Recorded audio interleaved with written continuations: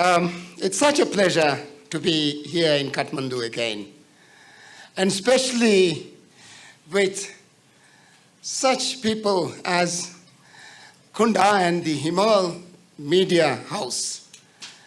No media house in South Asia especially has had the resolve, had the courage and the consistency to continue in their work unrelentingly for so long. I had known Kunda for a long time. I used to work for him. That was back in 1995. As Kunda pointed out, I've had my fair share or bad share of being victimized for my writings. I never intended to be a politician. It was an accident of history that I became the president of the Maldives. In 1989, we started a small magazine in the Maldives, and we started reporting on the corruption and the human rights abuse of the government in the Maldives. The government, of course, didn't like that. And then they arrested us, the whole editorial board, and deregistered the magazine in 1989. I was put in prison. I was tortured twice. And I spent the best half of my adult life in and out of prison. I was released first in 94, and this is the 30th Press Freedom Day starting from 94. I am therefore again so glad to be here to speak to you on this day, which is also the 30th anniversary of my first release from jail.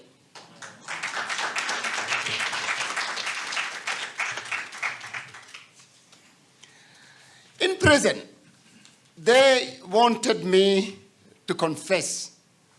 They wanted a narrative that suited them, the state, on what wrong we were trying to do, which was writing. They wanted me to capitulate to the state, to give in to them, and to give a confession saying that I'm a terrorist. Well, at that time, it was sometimes romantic to be a terrorist. But I didn't feel I was a terrorist, so therefore I was foolish enough not to give a confession. And so this went on and on and on. The interrogations and the torture went on and on and on. And I was in solitary confinement for 18 months. But finally, they relented and decided to let me go. And I was released in 94. The danger that we faced as journalists, as you face as journalists, is immense, and it continues. Kunda just pointed out that this year, more than 1,000 writers were murdered in Gaza, simply for telling the truth or writing words. And sad it may be, this will continue. So therefore, it is encouraging to see all of you here making a stand, and it is such a pleasure to be with the Himal Media House on this day. They have stood up throughout their histories, not only this generation of the house, but for many, many generations. And I am sure that they are going to continue doing this for many generations to come. So it's a great honor to be here today. As a writer, I still like writing. I think I was moonlighting as a president, but I have always wanted to be a writer, and I continue my writing. The topic of the day is very fitting. It's on journalism for planet. Now, we may have thought that previously it was journalism for humanity, for human rights, for ethical issues, for justice. But the planet now needs justice. And the planet, what happens to our planet, of course, is going to happen to us. It's not an unhuman story, the environment story. It is again a human rights story. And therefore, it is fitting that we talk about the planet and the climate crisis today at the World Press Freedom Day. Climate change is upon us. Either we like to believe it or not. It is going to destroy much of what humanity has built in the last few hundred years. It is going to destroy many roads, many schools, many bridges. It is going to wash away our livelihood in our lifetime. We've seen it happening in many places, not just only in unbuilt or weak areas of the planet, but in Belgium, in Germany, in France, in England, and in the United States. We are seeing it all the time. I'm very often asked, what would we do when the climate story is not the story, the main headline story, and it would be overtaken by war, it would be overtaken by conflict, by famine, by drought? But I have always felt that nature will bring the climate story to the forefront. Those who die because of bad weather, because of climate change, unfortunately are going to increase more and more. And these pictures we cannot ignore anymore, and it is going to be upon us on our TV screens every day. It's going to be impossible for us to let go of the climate story. That will be the story, the headline story to come in the near future. Our livelihoods are challenged. We, for instance, in the Maldives, make a living mainly out of fishing. When the coral bleaches and dies, the bait fish is lost. When the bait fish is lost, we cannot go out into the ocean, deep sea, and get our tuna. The impact on our economy because of bad weather would be huge. It is not just only the Maldives. The climate vulnerable countries, 68 of them, have lost 20% of their GDP, domestic growth, because of bad weather. We take a loan to build a bridge, to build a house, to build a school. Bad weather takes the bridge away, but the debt remains. And now we are having to pay the debt without the benefits, receiving the benefits from the debt that we took. It's going to be impossible for many of us to go on like this. Many climate vulnerable countries are in debt distress. It is likely that more than 15 countries will go into default this year. Next season, with the rains, we will probably have more floods. And these floods are going to hit us, and it will impact on our debt distress. How we pay back the money is yet to be understood when we do not have the asset. The amount of money flowing out from our countries amounts to $900 billion in the next 2 years. This is for debt servicing and debt repayment. But what we get coming into our countries is far less than this $900 billion. So you can see the difficulty that climate vulnerable countries would be in the next few years to come. I have always felt that freedom of expression and democracy is the most important adaptation measure for climate change. If we don't have democracy, and if we are unable to express our views, we will continue to build the wrong road, the wrong dam, the wrong embankment, at the wrong place, at the wrong price. And we already see bridges bridging nothing, roads leading to nowhere, airports not used, vanity projects of politicians, all done through our debt. This is because we are unable to speak out. This is because we do not have a say in what our governments do. Democracy is paramount. It's the most important. I will continue to say this, repeat this. It is the most important adaptation measure against climate change.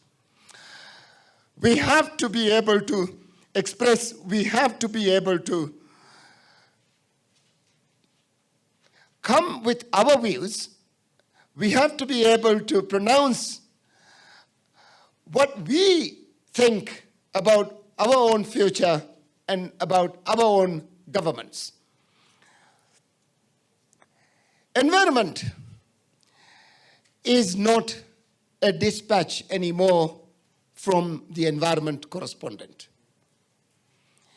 This is a dispatch more from the economic correspondent or the financial correspondent. It is, of course, an ethical issue. It's a human rights story, but it is also a financial story. The impact that bad weather has on debt, has on the economy, is great, is big. And therefore, with bad weather, you will be reporting about the economy, not only just the loss of the livelihoods. I now work for the Climate Vulnerable Forum. This is an organization of 68 countries. It's an intergovernmental organization. We started the organization in 2009 with 9 countries, including Nepal. We were hosted all these days by the Global Center for Adaptation and in Denmark. But in 2020, just before COVID, our members decided that we should be an intergovernmental organization and we should be independent. So I was until December the Speaker of the Maldives Parliament. They told me to go to Accra and set it up and get it running. So I resigned as the Speaker. Actually, the margin was getting thinner and thinner and thinner.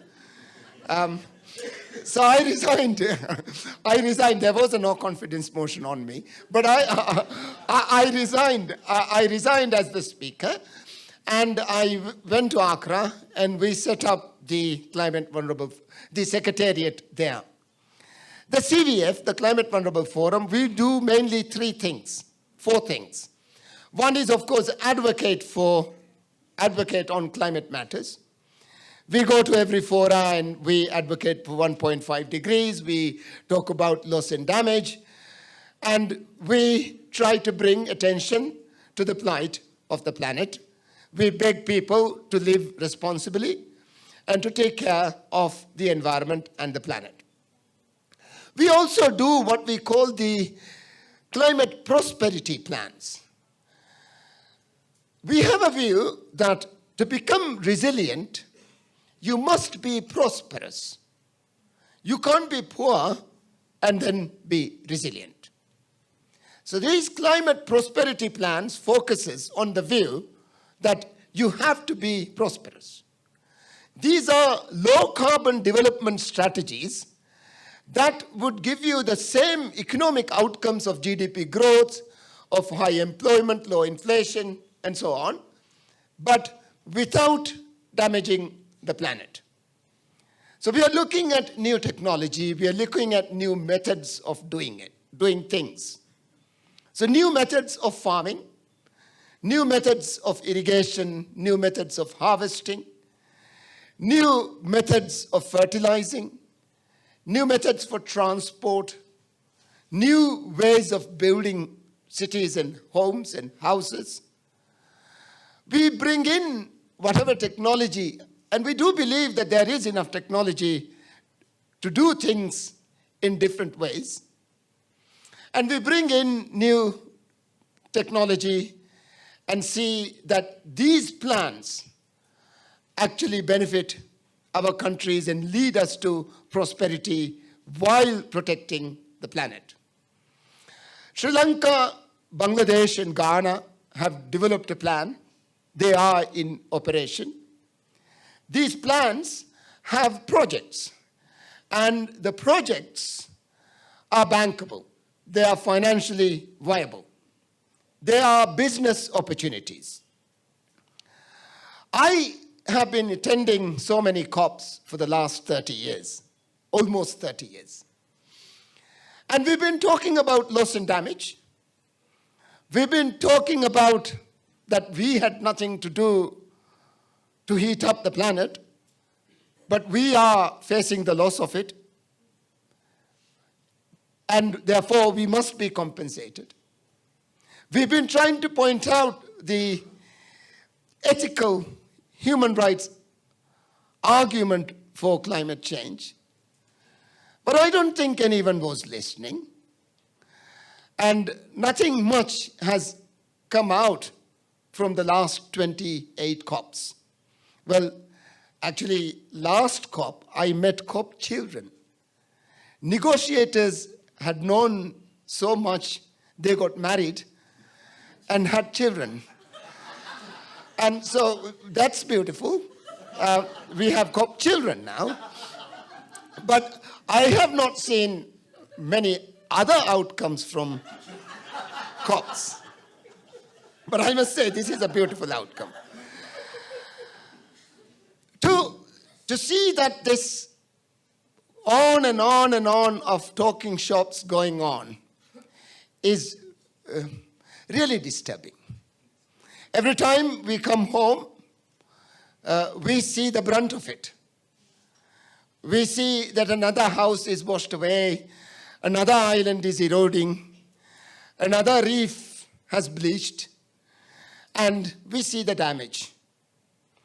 So the Climate Vulnerable Forum wants to address these issues in a manner that can have a result. One of the things that we do is also advise member countries on debt. Our countries will go default, very often they do. For instance, Sri Lanka is going into an IMF program for the 17th time. Pakistan is going on to an IMF program for the 24th time. Ghana for a 17th time as well. And the IMF calls this program debt sustainability analysis. So you are sustained in debt. This is not an analysis that brings you out from debt. Well, it's ironic that it is called DSA, while year after year, the minute you finish one program, you are back in another program again, exactly because of the same reasons. So it's not just the patient, it is also the prescription. IMF has a DSA, debt sustainability prescription, it's very simple. Increase taxes, fire half of the civil service, reduce spending, and you have the money that you can pay back to bondholders. That's it. We will give you the money to pay back to the bondholders instantly. IMF will do that. The IMF will ask the country to increase tax and reduce expenditure so that you have some money so that you can give it to the bondholder, to the IMF. IMF requires this money in 3 years. And it's outrageous that we keep on talking about the IMF packages as a common framework or as a way out of debt. These austerity prescriptions to get out of debt is not working at all. The Climate Vulnerable Forum has a view that there is a prosperity pathway out of debt. That you can't come out of debt by suppressing growth, but you can come out of debt by growing. And to do that, you must continue your investments. You can't stop them. There is a specific prescription that we like to see happening more, which is debt to environment swaps. Belize has done one, Seychelles has done one, Barbados has done one. And there are many other countries who wants to do a debt to an environment swap. It basically means that a new bond is issued, and those who want to protect the environment are willing to guarantee the new bond, and therefore there is a buyer for the new bond, and the government can pay the debt from the new bond. But this new bond asks the government to do more on specific environment issues. There is a conservation agent in a debt swap. And the conservation agent would give you forest management plans, would give you reef resource management plans, nature management plans. And therefore, you come into debt sustainability by looking after nature, but also, of course, the money is paid back from your normal revenue from the government. But while you're doing it, you are also looking after nature. And it's now getting more and more obvious that if we look after nature, we are more likely to prosper than by destroying nature. We also encourage countries to do carbon exchanges. You would know that the Paris Agreement, Article 6, allows for carbon exchanges. When countries shoot above their nationally determined ambition, they can ask other countries to exchange their overshoot limit to carbon credits from countries that have forests. Now, if you look at it, most of the forests are in the climate vulnerable countries. The industrialized countries, to become prosperous, have cut down their forests. And we, in our global south, have most of the forests. And we are capturing most of the carbon that everyone else is emitting. If we don't have a forest, the planet will not survive. Even the survival of the planet would be far shorter if we go along the same path, development path, as the industrialized countries have done. So it is very important that we look after our forests and our natural assets. To do that, of course, we need the money. And because we are the lungs of the planet, there must be revenue coming into the forests. A carbon exchange allows that to happen. And this is a mechanism that is rapidly growing, and it is a financing mechanism to finance your development effort as well. So the Climate Prosperity tries to get its funding, its financing through debt swaps and carbon exchanges, not through austerity. I am hopeful that our countries can look after our forests and our natural assets.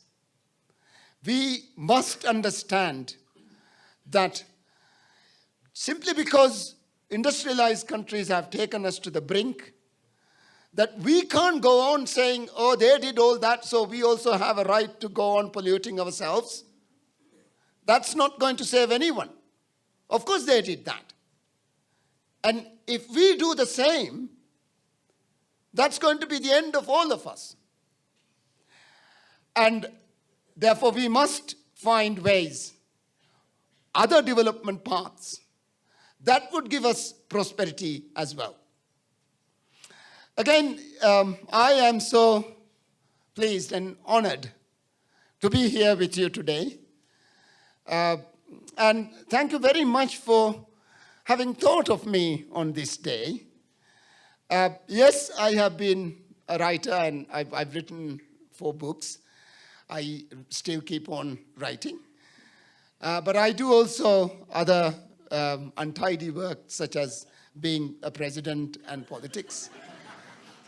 It's never good to be a president, I can assure you that. But people at home are they are very, very unsatisfied with me, that because they feel that I have left them to do other things. But then again, to save the Maldives, I found out that I had to leave it. It wasn't possible to go on harping about the Maldives, sitting there. No one would be listening to you. So you really had to do something else to see that these island nations, climate vulnerable countries, have a better chance. And I am sure that your writings will resonate throughout the planet. And it will bring the message out. And I'm convinced that we will save the planet. Thank you.